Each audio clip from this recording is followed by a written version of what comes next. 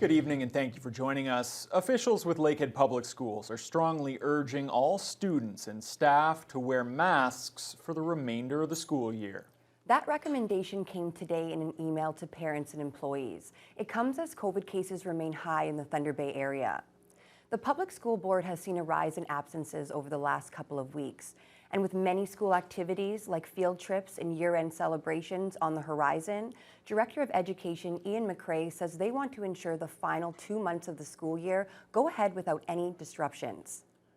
We're very concerned that we get to the end of the year with a sense of normalcy. We have been very encouraged by the number of activities that have taken place in schools, and I think that both students and staff have appreciated those opportunities, and we want to make sure that we do everything we can to get to that end. Meanwhile, officials with the Catholic Board say they don't plan to make such a recommendation, noting they'll continue to respect the individual choices of students and staff. Many Thunder Bay residents who filed complaints with the city regarding pinhole leaks in their copper pipes have now gotten a letter claiming the municipality is not responsible for any damages that may have occurred. This comes with an application for a $350 million class action lawsuit against the city currently in the works. The letters, which were sent by the city's insurance adjuster, have caused a stir on a Facebook group for affected residents and property owners. Patsy Stadnyk is the main organizer of the Leaky Pipes group. She's also organized protests on the issue and will be the representative claimant if the lawsuit is confirmed. The suit alleges that sodium hydroxide added to the municipal water system has caused pinhole leaks in pipes all over the city and on the Fort William First Nation. A lawyer with Roy O'Connor LLP, the firm filing the suit, says they aren't surprised by the letter, saying it's the kind of response they expect from a defendant. Stadnyk, though, says many residents were still upset when they got the letter. They kind of gave us a little bit of false hope. You know, we thought, well, when they sent the adjuster, maybe the city was going to do something. This was before there was a class action suit. But as it turned out, no, there's a dead end. More than 1,000 people have contacted the law firm about the suit already, but anyone who fits the definition of the class action will be automatically included if it's confirmed. That's expected to happen by the end of the year. Those wanting to opt out will also have that option if the suit moves ahead. The pothole situation continues to worsen across Thunder Bay as the mix of rain and snow drags on. The city has been unable to make permanent fixes until the local asphalt plant opens for the season. But as the Celios Bellows reports, local drivers can expect a smoother ride sooner than later. The never-ending winter and constant thawing and freezing of Thunder Bay roads has led to one of the worst pothole seasons the city has seen in recent memory. It's caused frustration for local drivers who are constantly having to slow down or swerve to avoid large craters in city streets, which can lead to damage that needs to be repaired. But there may be a light at the end of the tunnel. Currently, the city is only able to carry out short-term fixes to roads as asphalt plants are closed and the weather is not cooperating. Director of Engineering and Operations Kayla Dixon explains that more permanent solutions are just around the corner. Really, the patching that we're doing is a very temporary measure. The roads are still wet. That material just has a tendency to pop out very shortly after the work is done. So it's a bit of a make-work project at this time. We do expect, we've heard that we've got an asphalt plant that'll be opening next week. So very excited about that. With an asphalt plant expected to begin operating next week and more opening throughout the season, drivers should expect a smoother ride on roads as we near the summer. But just how bad has this pothole season really been? Kyle Jacklitch is a service advisor at Done-Rite Tire and explains. This year especially, there's been a lot of pothole damage, basically front end damage on cars, especially rims, tires, ball joints, mechanically. So I've definitely seen more frequent customers coming in with damages to their rims, more frequent damages to their cars due to the potholes. Ultimately, it's just the result of the current road conditions. While asphalt plants will be opening up soon, it may still be a while before the city can make solid progress addressing the issue. Until then, drivers are reminded to know what damage to look for in their tires and be extra cautious around potholes. Vasilios Bellows, TBT News. Well, meanwhile, city officials are looking to delay about $2.4 million worth of street upgrades and water main work until next year. That's because other capital projects are coming in over budget. The city is blaming it on supply chain issues, access to materials, and world events. One project being scaled back is the reconstruction of Crown Street. It was originally supposed to happen between Bay and John Streets, but that's now been shortened to between Bay and Cornwall. Water main replacement on Cumberland Street from Villa to McVicker Creek has also been pushed back, and new pavement for Churchill Drive, Kingsway, Christina, and John Street Road won't be laid down this year either. There's still uncertainty about other projects as well, and Kayla Dixon says it's possible that more work will be delayed until 2023. We do have several additional capital contracts that will be opened over the next several weeks, so we'll have a better understanding probably by the end of June. We'll know how many more projects might need to be deferred. A report on the capital projects will be discussed by City Council on Monday. The third and final day of the annual NOMA conference has wrapped up. The highlight came from the much-anticipated Bear Pit session, where municipal leaders were given a chance to grill 4 members of the Ford cabinet. But after they were recalled to Queen's Park for yesterday's provincial budget, the minister only appeared virtually. Kurt Black has the details. Solicitor General Sylvia Jones, Parliamentary Assistant Deepak Anand, and Ministers Greg Rickford and Steve Clark were the Ford government reps tasked with answering the tough, unfiltered questions from municipal leaders of the 36 NOMA communities. The opening salvo came from Marathon's Rick Dumas, who questioned Jones on the process for confirming provincial appointees to police service boards due to changes in the structure. With the combination of two communities and First Nations community, so a higher appointment level to the boards. Can you assure us going forward that these appointments will be made in a timely manner so we can function as a board in a proper manner? We worked aggressively on filling those appointments through the application process. As you know, it is a very strenuous process. It is definitely our goal in government to make sure that in a timely manner we fill these positions. Discussions also moved towards municipal insurance rates, which Alberton Councillor Diane Glowasky says municipalities have seen surge in recent years. However, Clark was unable to provide a direct answer, as his portfolio for municipal affairs and housing does not have him handling the issue directly. Municipalities have seen an average of increase of 21.5% for 2021 over 2020.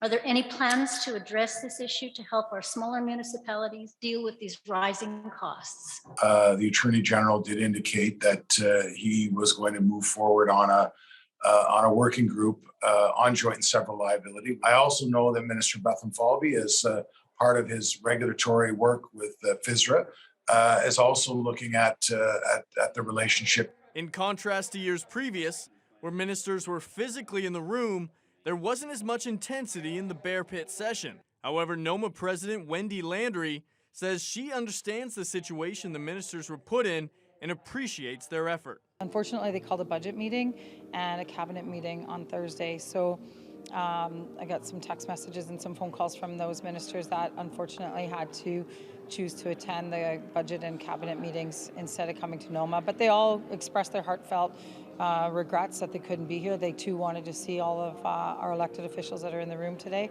With NOMA now wrapped up for the year, municipal leaders will now finish off their term. Unknown as to who will be back for NOMA 2023 following the municipal elections this fall. Kurt Black, TBT News. The Thunder Bay District Health Unit is reporting another COVID-19 related death today. 88 people in the district have now died with the virus throughout the pandemic, and it's the 5th death this month. Overall, the health unit is reporting 133 new cases since its last update on Wednesday. There are now 256 known active cases, up from 231 on Wednesday. Meanwhile, the Regional Health Sciences Centre is reporting a COVID outbreak in the hospital's 2A unit. The overall case count inside the facility is unchanged, however.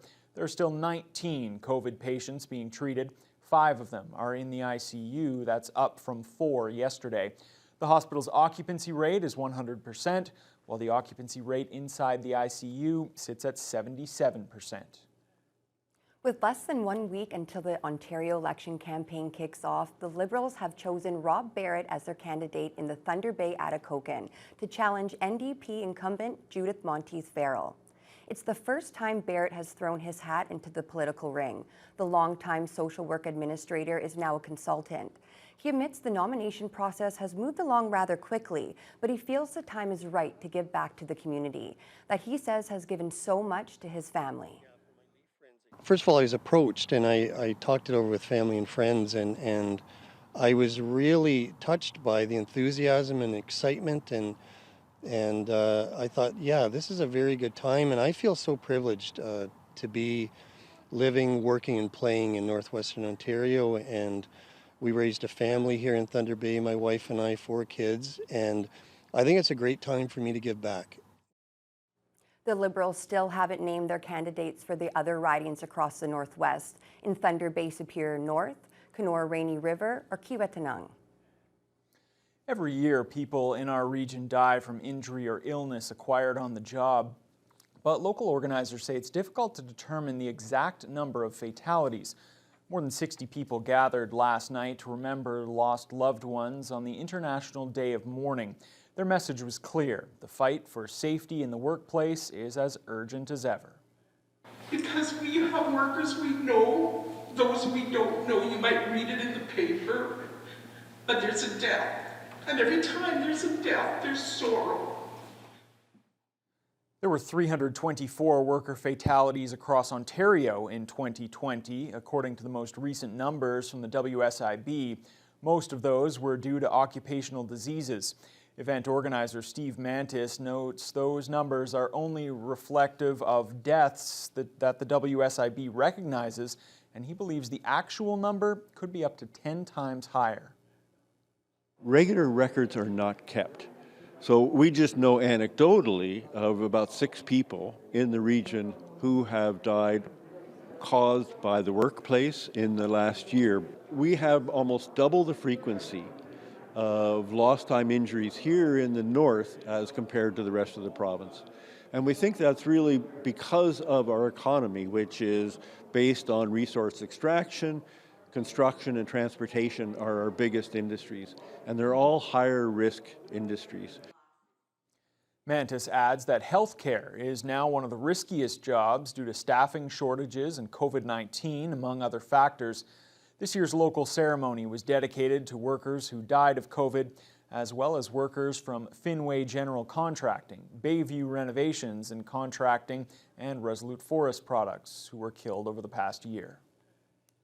Thunder Bay's recycling program is about to expand. Starting Monday, residents will be able to recycle all plastics numbered 1 through 7.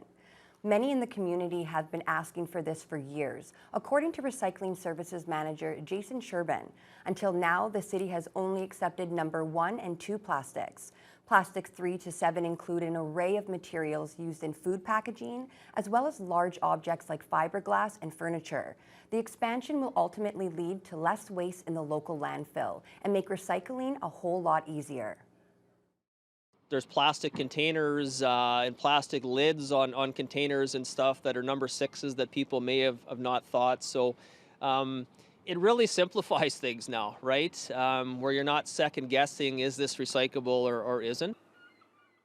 Sherband says these plastics make up just 3% of the total recycling share. He adds the city will ship the plastics out more frequently, and they may need to add another waste bin for plastics at the recycling depots. It was a roller coaster ride for Thunder Bay's J.C. Lynn Graham on the latest episode of Big Brother Canada. Graham had made it to the final 5 on the popular global TV show, and last night she had a special visitor, her mother Chantel, to help keep her motivated going into the next elimination round.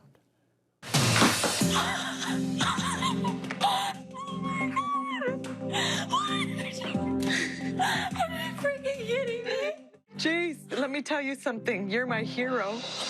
We're all so proud of you. Everyone's cheering you on. Thunder Bay's so excited. I'm so emotional just getting to see my mom. I miss her so much.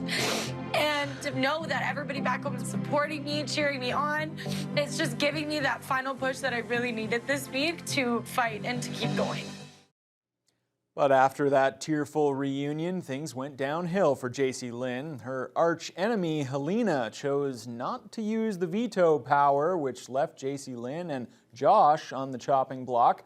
She tried to play mind games with Helena and Kevin, who are in an alliance with Josh in her last attempt to stay in the game.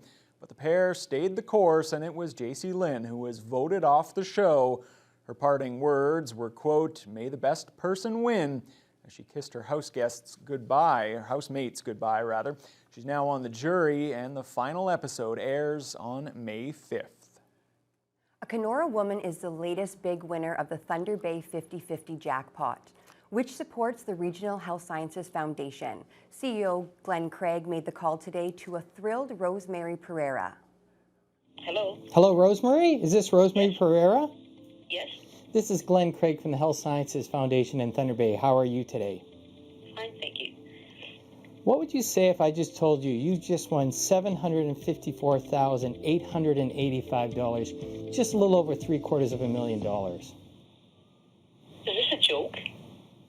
Not a joke. Did you buy a $20 ticket in the Thunder Bay 50/50? Yes, I did. Well, I think that $20 ticket's the best investment you've ever made. What an amazing way to start the weekend. Pereira explained that she's been purchasing tickets for the monthly draw for a while now, wishing for the phone to ring at the end of every month. And today, that wish came true. Tickets are already on sale for May's jackpot. That draw is set for May 27th.